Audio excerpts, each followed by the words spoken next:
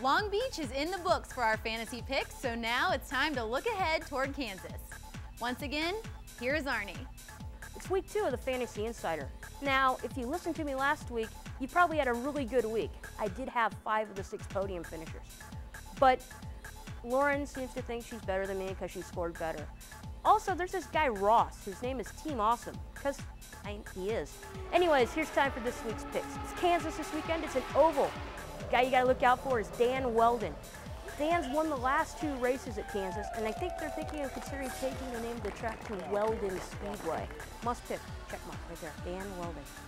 Another guy you got to look at this weekend is Elio Castroneves. He's making his 2nd start of the season, but Elio gets around the oval so well.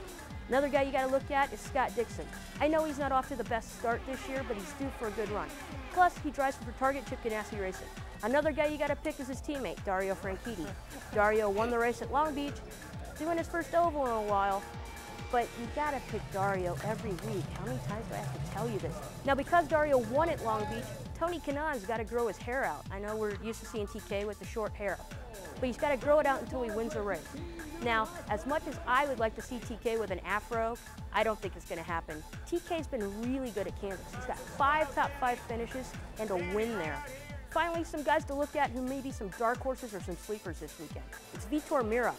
He's finished there in the top 5 3 times in 6 starts. Vitor came this close to winning there in 2004 and about that close to winning in 2005.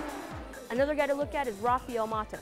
I know he hasn't been there in an Indy car yet, but he raced there last year in Firestone Indy Lights, and he races for Lusso Dragon Racing, which had Thomas Schechter running up front throughout last year's race before a little mechanical issue. Finally, Firestone Indy Lights. You get your bonus points again.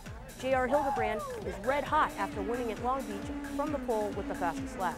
JR won at Kansas last year, so he's a definite shot to win again this year. Another driver to look at is Anna Beatrice. Anna hasn't been off to the best start, but again, I think she's due for a good race. 2 more people to look at is James Davison. James was really good on the 1.5 mile ovals last year, late in the season, and I think he's due for a good run with Vision Racing, which definitely knows how to get around an oval. You also look at Panther Racing. Pippa Mann and Martin Plowman, they were really good on the oval at Homestead. These 2 rookies who are making their oval debut may score you big time picks. So those are my picks. Good luck to you, and if you want to listen to me, even better luck to you. Or listen to Lauren. She's pointing to me that she did better than me again. Just don't like that. Thanks, Arnie. And I'm sorry again that I had to beat you last week, but actually, I'll probably do it again. This time it's going to be with Weldon, TK, Elio, Vitor, and I'm going to throw in Danica too. Looking to the Firestone Indy Lights, for me, it's JR Hildebrand, and the girls, Anna Beatrice and Pippa Mann. Remember, it's never too late for you to join Arnie and I in fantasy racing here at IndyCar.com. I'm Lauren Bolander, and you're up to speed.